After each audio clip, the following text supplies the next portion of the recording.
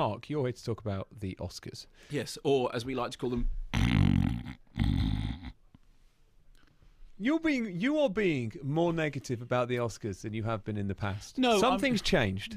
Well, as always, the underlying thing with the Oscars is always the things that aren't even nominated. You know, I do the Kermode Awards that I do on the Culture Show, which is the categories you cannot win an award unless in a category for which you've been nominated for an Oscar.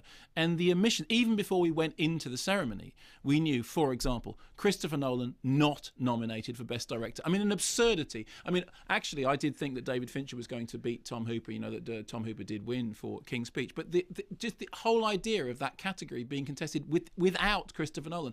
Everyone who went up to win for Inception, and it won several technical awards, all said, you know, he was the architect, he was the man behind everything, his stamp was all over it.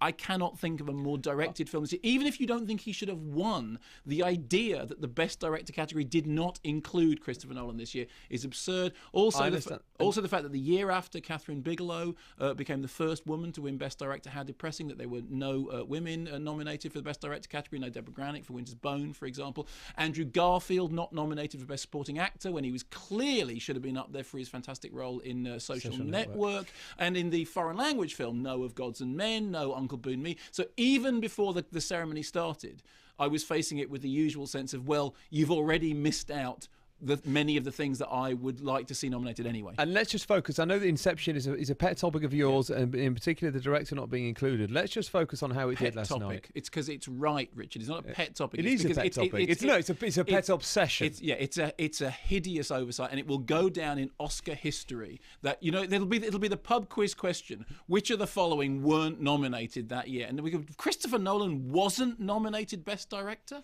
Absurd. So it got 4 technical awards, Inception. It got 2 for sound, 1 for cinematography, and 1 for visual effects.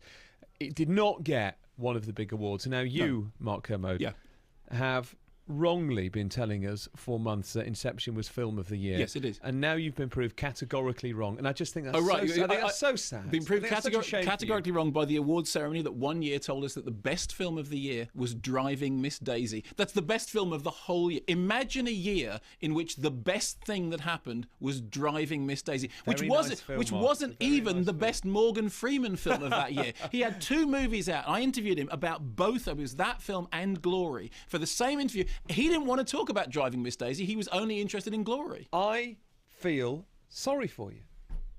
On what level?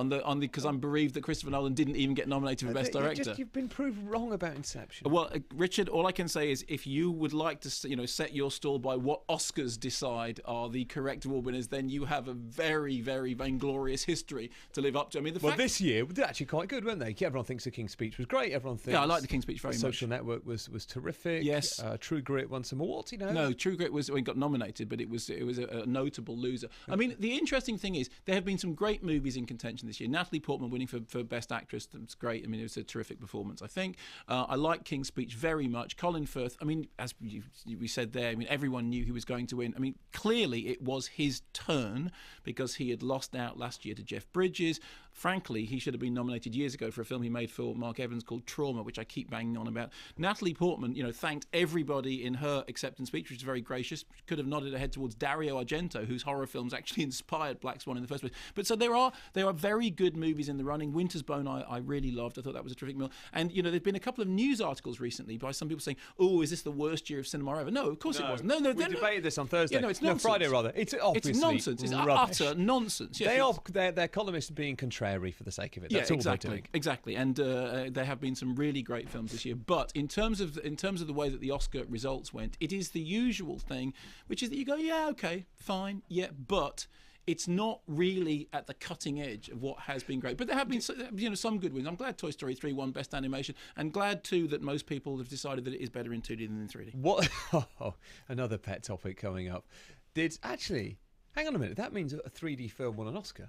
Avatar won Best Film. Stop. Get with the programme. Avatar won. That's happened. That's been and gone. That train has left the station. About 3D as well now. What? Because Avatar won. Oh no, it didn't win Best Film. I'm talking rubbish. It didn't. It got beaten by The Hurt Locker.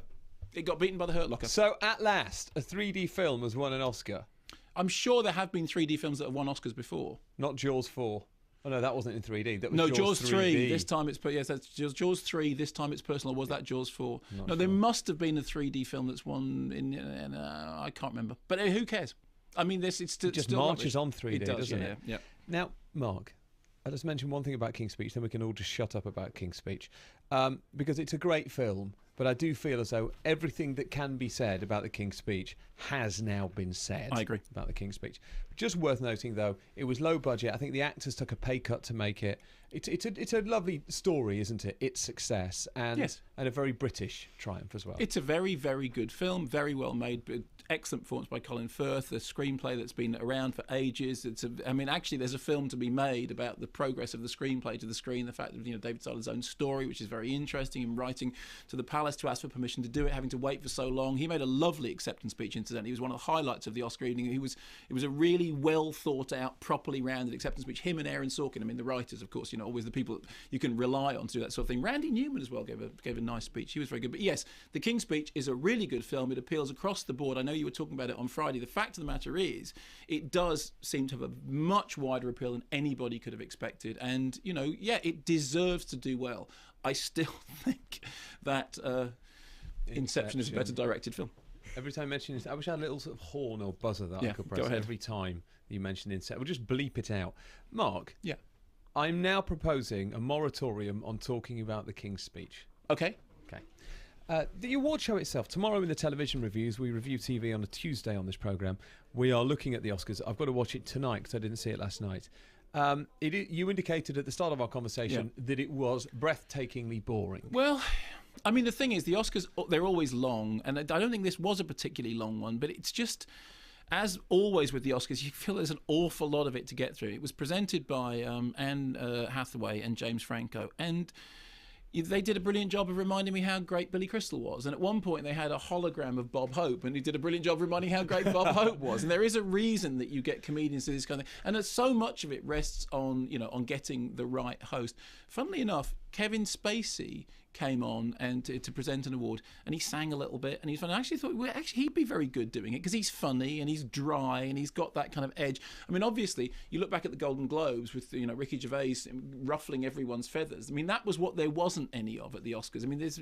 You often get just very little of that, but there was no feather rustling at all. It all felt very kind of nice and self-congratulatory, and there was very little edge to it.